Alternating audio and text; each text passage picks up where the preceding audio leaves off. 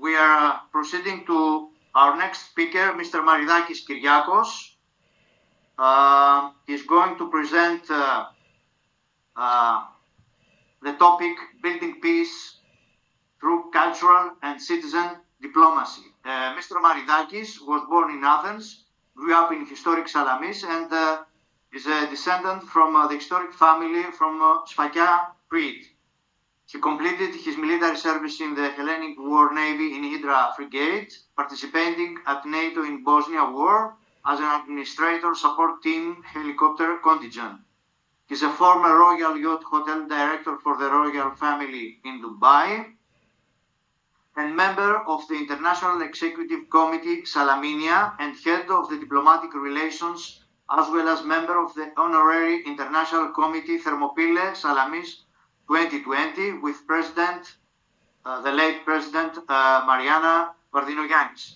Mr. Maridakis focuses on international cultural diplomacy in collaboration with 63 embassies, the Greek government, Prefecture of Attica region, and international organizations. He's a certified accountant, tax advisor in Greece, member of the Hellenic Economic Chambers of Commerce, financial officer of Merchant Navy with 25 years of international experience in Greek and foreign companies, trained in the United States. Mr. Maridakis, you have the floor. Thank you very much. Good morning, all. Can you hear me well? Yes. Okay. First of all, dear President, Mr. Excellent so far.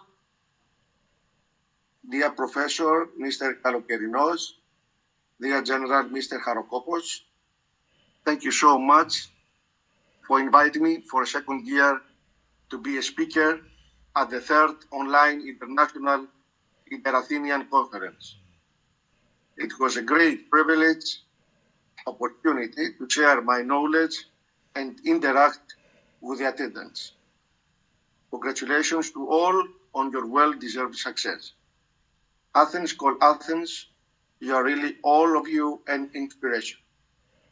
Yesterday, I would like to share to all of you, just received my BA in International Relations and Cultural Diplomacy from the President of American and European Institute Studies, RIEAS, internationally accredited professor, Dr. John Nomikos, Director of International Relations at the American Webster University in Athens, where I have the honor to make some speeches to the international university students, audience, sending also the best wishes for the conference.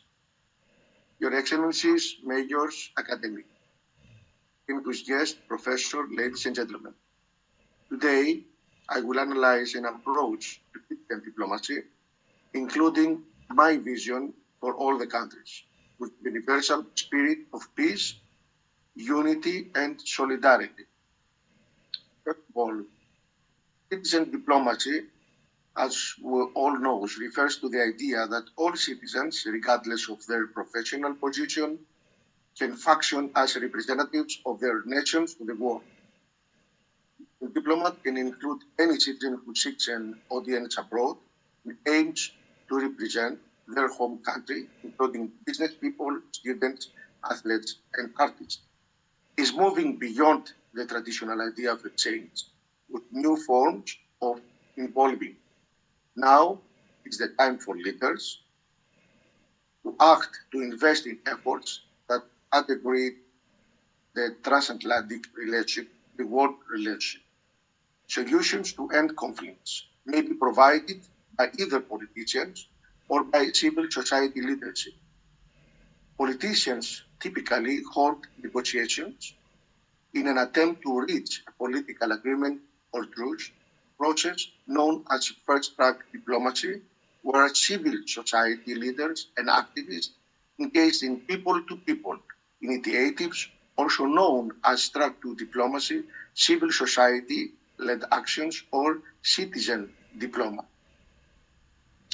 Culture of peace can effectively be operated in the area by educational programs, by national dialogue groups, and the mass media. It demonstrates the soft power of culture, particularly in collective settings, such as cultural forums, Salaminia. As everybody knows, this is an international commemorative event for the Naval Battle of Salamis, which I start from 2011, to engage citizens in countering against intolerance, anti-Semitism, and all forms of violence, building peace, tolerance, and solidarity, and fighting any kind of racism. This was my first target when I started to get it. I used the field-based approach.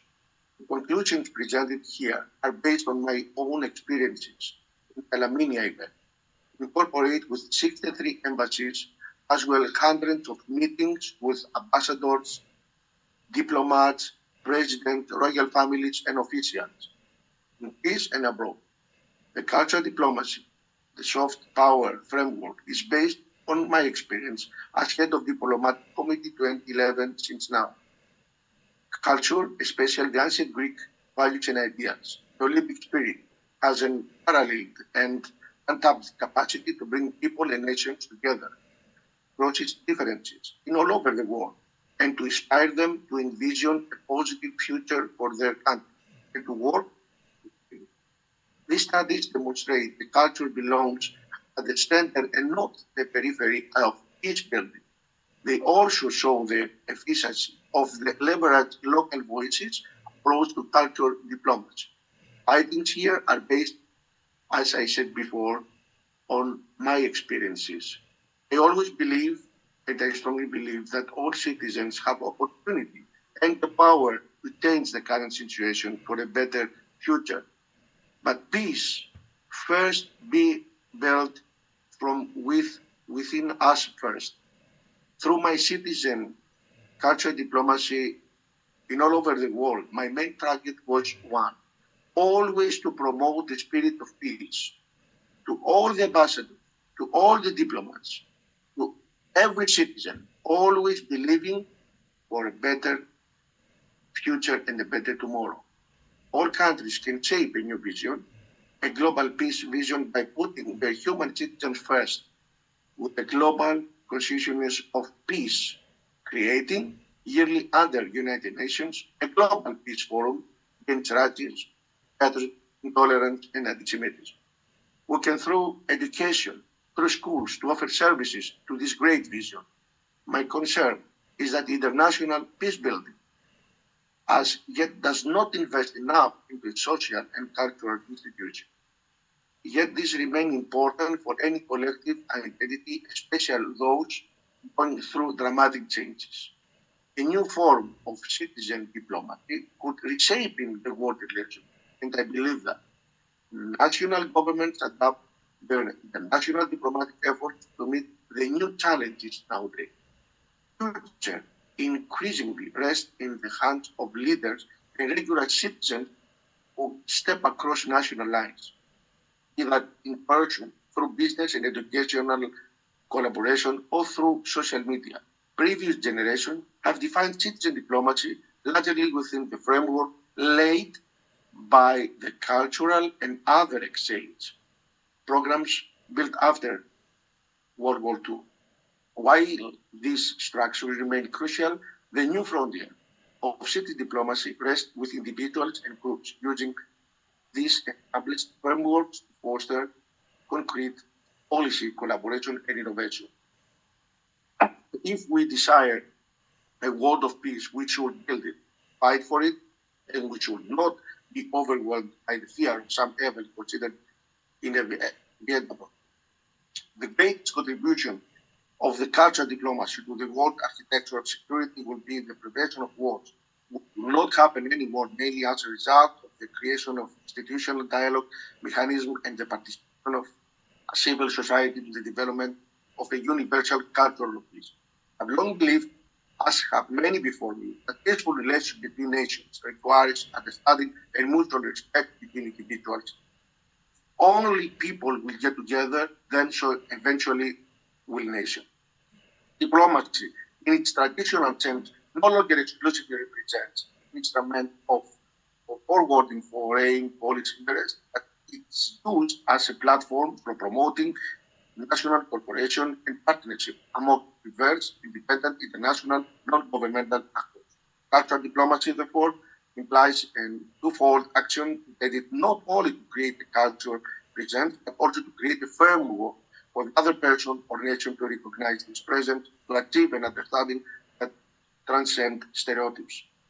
Great conversion of making should now be encouraged, where wide groups of people will engage to the process of the free flow of ideas and knowledge through the world. The other key word in peace culture is listening. Any group of people that is really listening with their hearts, which each other is practicing peace culture. Our challenge is how to build out from what we already have and to have a deep appreciation of human difference.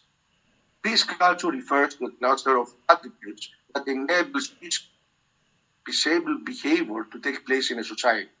Culture can be thought of as a mosaic of identities, attitudes, values, beliefs, and institutional patterns that lead people to live nurturingly with one another and the earth itself, without the aid of structured power differentials to deal creatively with their difference and shape and share their resources.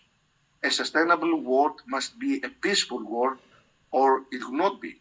I believe that united all, we can make the difference because the world needs all of us.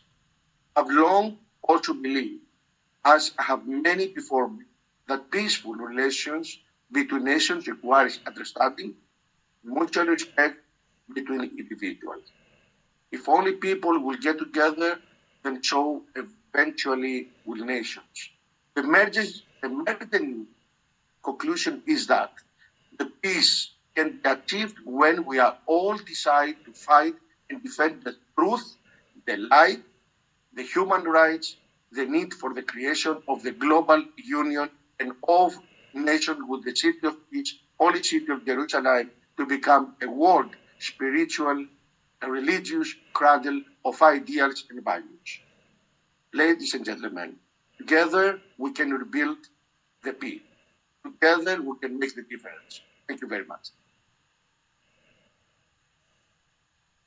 Thank you very much for your contribution and for your ideas, Mr. Maridakis. Any question from the audience? Okay, thank you. And now